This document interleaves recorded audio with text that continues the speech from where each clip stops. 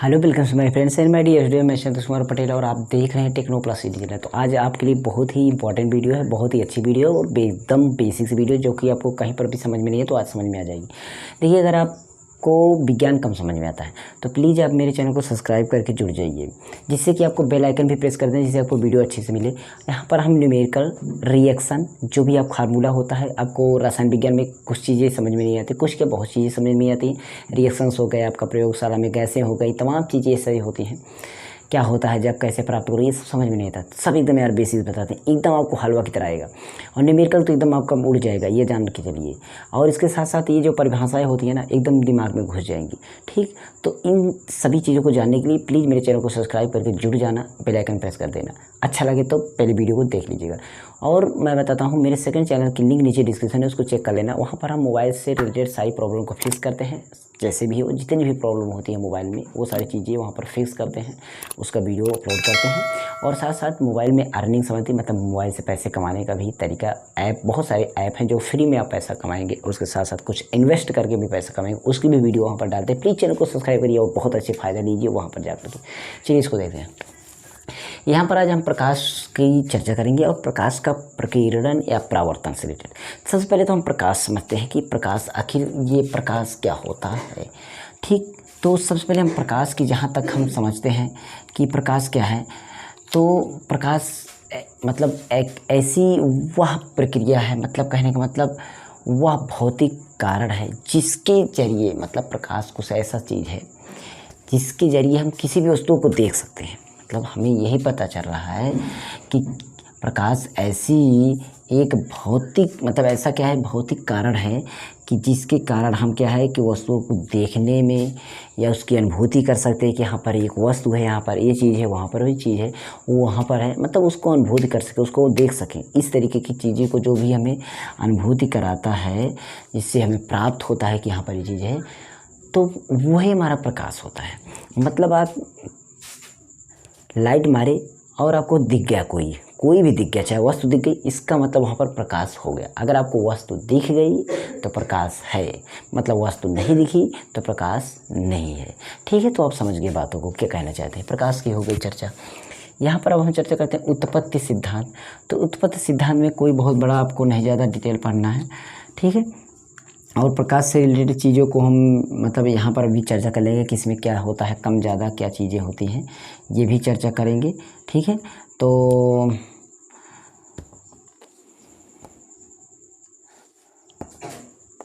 और एक बात है कि अगर हम प्रकाश कहीं पर भी अगर आपको पड़ता है तो आपकी आंखों पर अनुभूति करवाता है कि आपको प्रकाश पड़ गया। आप सोए भी रहेंगे तो प्रकाश जैसे ही पड़ेगा आपकी आंखों पर तो ऐसा लगेगा कि प्रकाश आ गया। तो प्रकाश आपकी आंखों की संवेदना से पता चल जाता है कि प्रकाश यहाँ पर है। तो ये चीज़ ध्यान दीजिएगा। प्रकाश हमें पता करने के लिए, प्रकाश मतलब एक प्रकार की ऊर्जा है जिससे कि हमारी आँखों की संवेदनाएं, मतलब आँखों पर हमें पता चल जाता है कि प्रकाश एक ऊर्जा है। क्योंकि प्रकाश जैसे ही हमारी आँखों पर लगता है वैसे ही हमारी आँखें अलर्ट हो जाती है बताने के लिए। तो चलिए फिर हम उत्पत्ति सिद्धांत पर चलते हैं। उत्पत्ति सिद्धांत में आपका एक कड़ी का सिद्धांत हो गया, मतलब आपको लिखना चाहें तो इसमें आप लिख सकते हैं, लेकिन आप लिखेंगे नहीं। एक हो गया आपका कड़िका सिद्धांत, दूसरा तरंग सिद्धांत और तीसरा फोटॉन सिद्धांत। जो आपका कड़िका सिद्धांत होता है उसने आप, जो कड़िका सिद्धांत होता है उसको न्यूटन ने दिया था। उसके बाद आपका मान लीजिए कड़िका सिद्धांत ले लेते हैं, ये मात्रा नहीं, कड़िका सिद्धांत, मतलब कड़िका का सिद्धांत मैंने का नहीं लिखा है, इसको न्यूटन ने दिया था, ये हो गया, ठीक। उसके बाद आपका हो गया तरंग सिद्धांत। तरंग सिद्धांत इसको दिया था हाइजीन ने, ठीक। उसके बाद आपका हो गया फोटॉन का सिद्धांत, फोटॉन सिद्धांत, और इसको दिया था आइंस्टीन ने, ठीक। ये हो गया, इतना हो गया। तो इन सब सिद्धांतों की जो हम चर्चा डिटेल में यहाँ पर नहीं करने वाले हैं, क्योंकि डिटेल में आपका कोई ज़्यादा खास काम नहीं है, बस आप जानते रहिए सिद्धांत इसका इन सब लोगों ने दिया था, ठीक है। कड़िका के सिद्धांत को और इसके सिद्धांत को इन सब लोगों ने दिया था। अब हम देखते हैं प्रकाश की जो चालें होती हैं आपका, किस में कितना कितना होती है, ये चीज़ देख लेते हैं। ठीक है, तो सबसे पहले निर्वात में देखते हैं। निर्वात में आपका कितना होता है 3 पॉइंट, मतलब 3 है, 3 पॉइंट बाद 0 जो लगा उसका कोई वैल्यू नहीं है, 10 की पावर 8 मीटर प्रति सेकेंड। ठीक है, ये हो गया। उसके बाद आपका पानी में देखते हैं, तो पानी में आपका 2.25 गुणा 10 की पावर 8 मीटर प्रति सेकेंड, ये हो गया। पानी के बाद अगर हम देखते हैं कांच में, तो कांच में हमारा कितना होता है 2.0 और गुणा 10 की घात 8 मीटर प्रति सेकेंड, ये हो गया। उसके बाद कांच के बाद हम देखते हैं तारपीन का तेल होता है। तारपीन का तेल अलग होता है, मतलब नहीं समझिएगा। इसमें भी आपका वही 2.04 गुणा 10 की घात 8 मीटर पर सेकेंड तारपीन का तेल हो गया। इसके बाद नायलॉन हो गया, नायलॉन हो गया, और नायलॉन में आपका 1.96 गुणा 10 की घात 8 मीटर प्रति सेकेंड हो गया। उसके बाद आपका रॉक सॉल्ट हो गया, रॉक सॉल्ट हो गया, जिसमें आपका 196 गुणा 10 की पावर 8 मीटर प्रति सेकेंड हो गया। इन सब में कांच की चालें होती हैं। अब आप समझ सकते हैं कि अधिक से अधिक चाल किस में होता है। तो यहाँ पर आप देख रहे हैं 3 गुणा 10 की घात 8 मीटर, इतना मीटर पर 10 की घात 8 का मतलब आप समझ सकते हैं इतना मीटर ये चलेगा। 3 में आप 10 की घात 8 मतलब 8 जीरो लगा दीजिए, 3 में तो आप समझ सकते हैं इतना मीटर वो 1 सेकंड में चलेगी प्रकाश, और पानी में इतना इस तरीके से कम होता चला गया है, आप देख लेंगे। तो ये हो गया प्रकाश की चालें। प्रकाश की चाल होगी, प्रकाश का तरंग है, और प्रकाश के तरंग की जो है कि आपका वो अनुप्रस्थ तरंग, वैद्युत चुंबकीय तरंग इस तरीके से होती नहीं है, तो आपका ये तरंगे होती हैं। तरंग की चर्चा हो गई कि आपकी जो तरंगे, अनुप्रस्थ तरंगे, वैद्युत चुंबकीय तरंगे, तमाम तरंगे होती हैं, वो तरंग की चर्चा हम तरंग वाले पाठ में कर लेंगे। प्रकाश के आधार पर हम वस्तुओं की चर्चा करते हैं, वस्तुएं कैसे कैसे होती हैं। ठीक है, तो सबसे पहले हम प्रदीप्त वस्तुएं की चर्चा करते हैं। किसकी? प्रदीप्त वस्तुएं।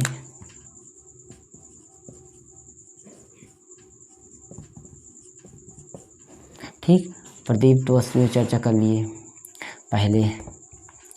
उसके बाद प्रदीप्त के बाद हम अदीप्त कर लेते हैं। अप्रदीप्त, अप्रदीप्त हो गया, ये हो गया। उसके बाद आपका अपारदर्शक हो गया, उसके बाद पारदर्शक हो गया। क्या हो गया? पारदर्शक हो गया, पारदर्शक, अपारदर्शक। ठीक, उसके बाद अर्धपारदर्शक हो गया, अर्धपारदर्शक, अर्धपारदर्शक हो गया। यहाँ तक हम देख लेते हैं। प्रदीप्त वस्तुएं क्या होता है? प्रदीप्त वस्तुएं ऐसी हैं जो कि स्वयं अपने ही प्रकाश से वो प्रकाशित होती है, मतलब उसमें स्वयं का प्रकाश मिलता है, मतलब स्वयं का प्रकाश देती हैं, वो हमारा प्रदीप्त वस्तुएं होंगी। ठीक है, जैसे कि आपको पता है कि सूर्य है, सूर्य खुद का लाइट उसमें होता है, तो वो प्रदीप्त वस्तुएं हैं। बल्ब है, बल्ब भी खुद का लाइट उसमें निकलता है, तो ये आपका प्रदीप्त वस्तुएं हैं। लेकिन कभी भी कि एक लाइट किसी लाइट पर, किसी चीज़ पर पड़ रही है और उससे लाइट निकल रही है, तो वो प्रदीप्त वस्तुएं नहीं होती, वो अप्रदीप्त वस्तुएं होती हैं। मतलब ऐसी वस्तुएं जिनमें हम उसमें से स्वयं का प्रकाश न देकर किसी दूसरे के प्रकाश को रिटर्न करती हैं, परावर्तन क्रिया द्वारा या अपवर्तन क्रिया द्वारा, जैसे भी हो, उस स्थिति को हम वहाँ पर अप्रदीप्त वस्तुएं कहते हैं। ठीक है, तो आपका स्वयं का प्रकाश उसमें नहीं होता है। और अपारदर्शक आ गया। अपारदर्शक, अपारदर्शक मतलब होता है ऐसी वस्तुएं जिससे कि हम उस पार न देख पाएँ, तो वस्तुएं अपारदर्शक हो गई। पारदर्शक मतलब जिस वस्तु से हम इस पार से उस पार की वस्तुएं देख सकते हैं, इस पार से हम उस पार देखें दिखाई दे दे, वो आपका पारदर्शक होता है। अर्ध पारदर्शक क्या होता है? अर्ध पारदर्शक मतलब कुछ इस तरीके से जिससे हमें थोड़ा थोड़ा दिखाई दे लेकिन पूर्ण रूप से दिखाई न दे, तो वो होता है अर्ध पारदर्शक। आपको पता होगा कि अर्ध पारदर्शक क्या होता है। मतलब इसमें हमारा प्रकाश जो है कि प्रकाश की किरण तो प्रकाश पूरी तरीके से पड़ती है, लेकिन उसमें कुछ किरणों अवशोषित हो जाती हैं, कुछ किरण पार होती हैं। तो जो पार होती है वही होता है अर्ध पारदर्शक। मतलब आधी पार हुई, आधी आपका उसी में अवशोषित हो जाती हैं। तो यहाँ तक हमारा चर्चा हो गया प्रदीप्त वस्तुएं, दीप्त वस्तुएं, पारदर्शक, पारदर्शक, अपारदर्शक, सभी यूनिट पर हमने चर्चा कर लिया। अब हम देखते हैं एक है प्रकीर्णन आपका। तो अब प्रकीर्णन देखते हैं। प्रकीर्णन, तो प्रकीर्णन क्या है? जब प्रकाश, मतलब आपका जब प्रकाश हो और किसी ऐसे माध्यम से गुजरता है जिसमें धूल तथा अन्य पदार्थ के अत्यंत सूक्ष्म कण होते हैं, तो इनसे द्वारा प्रकाश सभी जो प्रकाश होता है उस सभी दिशाओं में क्या होता है? प्रसारित हो जाता है, और प्रकाश का ये प्रकीर्णन कहलाता है। मतलब सीधे शब्दों में हमारा ये कहा जाए कि जब प्रकाश की किरणें, प्रकाश हो और उसकी किरण हो, वो किसी ऐसे माध्यम से गुजरे कि जिसमें हमारे उस माध्यम में धूल के कण हो बहुत, या कोई भी किसी प्रकार का आपका परावर्तक तल उसमें आ जाता है बीच में, तो उनसे प्रकाश क्या होता है? जैसे आपका ये कोई हमने वायुमंडल मतलब कोई भी एरिया ले लिया और इस एरिया में आपका यहाँ से ऐसे ऐसे ऐसे धूल पड़े हुए हैं, दूर दूर करीब जैसे भी हो, इस तरीके से मान लीजिए इसमें धूल पड़े हुए हैं, ठीक है। या और भी सूक्ष्म कण होते हैं, धूल आपका बहुत सारे कण होते हैं। तो इन कणों में जब भी हमारा प्रकाश की किरण पड़े तो क्या है? प्रकाश जो है आपका, प्रकाश किरण यहाँ से हम डाल रहे हैं, यहाँ से गया प्रकाश इस पे से रिटर्न हुआ इस पे, इस पे से रिटर्न हुआ इस पे, और इस पे से रिटर्न हुआ इस पे, इस तरीके से ऐसे ऐसे क्रॉस करती हुई ऐसे ऐसे ऐसे करके निकलेगी प्रकाश किरण। तो जब हमारा इस तरीके की सिस्टम हो उसमें ऐसे और पार हो, तो आपका इसका इस तरीके से, इसका इस तरीके से ऐसे ऐसे प्रकीर्णन हो जाए, मतलब अलग अलग बहुत दिशाओं में आपका हो जाती हैं, तो वही आपका प्रकीर्णन हो गया कि इस स्थिति इस कंडीशन के अनुसार हमारा प्रकाश का प्रकीर्णन हो जाता है, ठीक है। तो ये हो गया। इस प्रकीर्णन में सबसे पहले बैगनी रंग होता है, आपका ध्यान दीजिएगा। कौन सा रंग? बैगनी रंग होता है, जो कि आपका सबसे अधिक होता है। क्या होता है इसका प्रकीर्णन? अधिक, सबसे अधिक।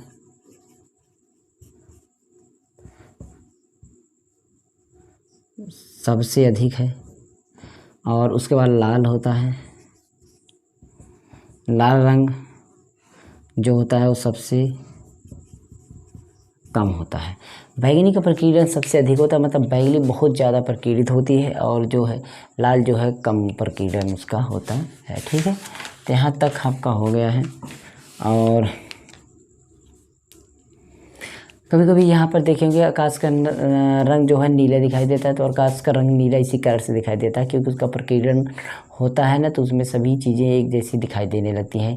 वो सारे रंग जो होते हैं मिक्सिंग हो जाते हैं, और एक ही रंग जिसका रंग का प्रकीर्णन अधिक होता है जैसे भी रहता है वही रंग हमारा दिखाई देने लगता है। तो ये हो गया आपका प्रकीर्णन से रिलेटेड। और परावर्तन अगर हम देखते हैं, अब हम परावर्तन की चर्चा करते हैं। किसकी? परावर्तन की। तो परावर्तन में देखते हैं तो हमारा क्या है आपका, सबसे पहले परावर्तन में हमारी क्या क्या चीज़ें आएंगी इसको देखते हैं। आपतित किरण, दूसरा आपका आएगा परावर्तित किरण, और उसके बाद आपका आएगा आपतन बिंदु,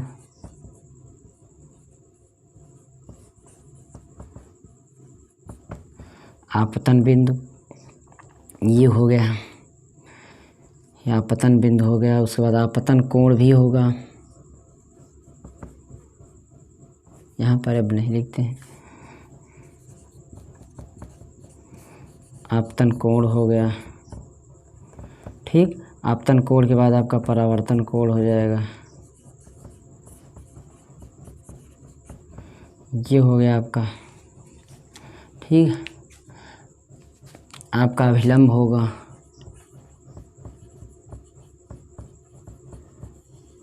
ठीक। इतनी चीज़ों को हमें ध्यान रखना है।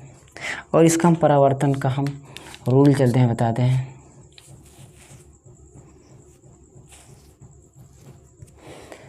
प्रकाश का परावर्तन क्या है कि जब कोई तल से प्रकाश की किरण जब किसी चिकने तल पर या किसी सतह पर, चिकने तल या सतह पर प्रकाश की किरण लड़ करके टकरा करके पुनः उसी अवस्था में, उसी एरिया में, उसी माध्यम में वापस चाहिए, मतलब प्रकाश की जो किरण है वो किसी चिकने कांच या कोई आपका बर्तन हो, कोई भी आपका सामान हो, कोई भी वस्तु हो, उस वस्तु से चिकने वस्तु से टकरा करके पुनः लौट जाए, उस एरिया में लौटे या थोड़ा सा हटकर भी लौटे, मतलब उस अवस्था में उसको पार नहीं कर, उससे रिटर्न होकर के जा रही है, तो वही आपका प्रकाश का परावर्तन होता है। प्रकाश की किरण क्या हो, परावर्तन, फिर से ऊपर उसी के भाग जाए तो परावर्तन हो जाता है। जैसे मान लीजिए यहाँ पर मैंने ये बनाया और यहाँ पर मैंने इस पर एक अभिलंब डाला, यहाँ से प्रकाश की किरण आ रही है और यहाँ से लड़ गई तो ये आपका इधर निकल गई। ठीक है, इस तरीके से कंडीशन को समझना है। ये चीज़ आपकी हो गई। अब ये चर्चा करने, नाम जो चर्चा कर रहे हैं कैसे करेंगे, देखिए ये आपका एक आपका मान लीजिए चाहे कांच हो, कुछ भी हम इसको ले लेते हैं, मान लीजिए इसको M और इसको M डैश बोल देते हैं। ठीक है, ये हमारा कांच हो गया, मान लीजिए ये हो गया, यहाँ से आई और यहाँ से चली गई तो आपका ये N होगा, इसको अभिलंब बोलते हैं, याद रखिएगा इसको, बहुत ही कॉमन चीज़ है, अभिलंब हो गया। अब यहाँ पर जो लिखने वाले हैं उसको देखते हैं। देखिए आने वाली किरण कहाँ है, आने वाली किरण तो ये है और जाने वाली ये है। ये कब जा रही है, ये यहाँ पर परावर्तन होने के बाद जा रही है। किस पर जा रही है, परावर्तन होने के बाद, तो हमें आने वाली किरण को आपतित किरण बोल देंगे यार, इसको हम आपतित किरण बोलेंगे क्योंकि ये आने वाली किरण है, आपतित किरण हो गया। ये जाने वाली किरण है और कहाँ पर, परावर्तन बिंदु पर, ये आपका आपतन बिंदु हो गया।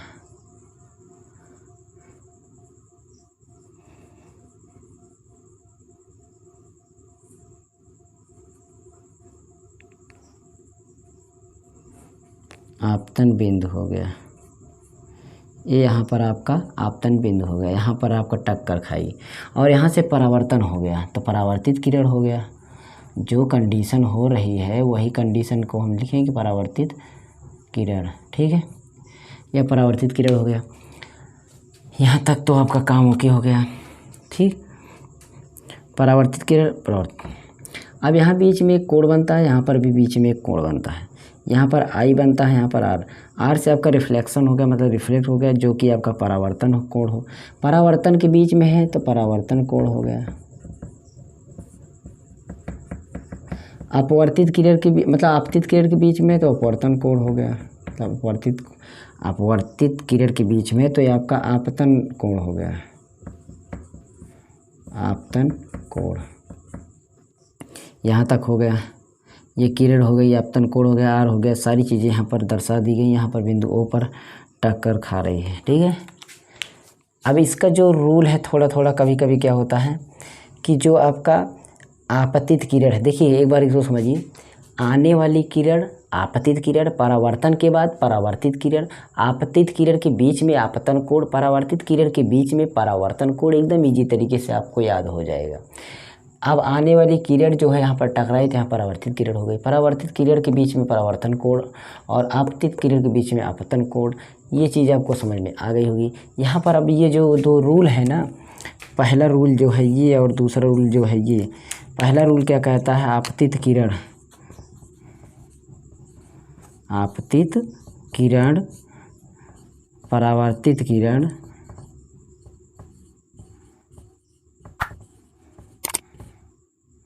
आपतित किरण, परावर्तित किरण और आपतन बिंदु।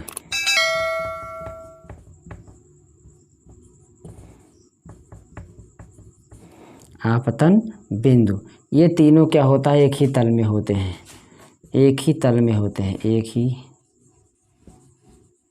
तल में होते हैं।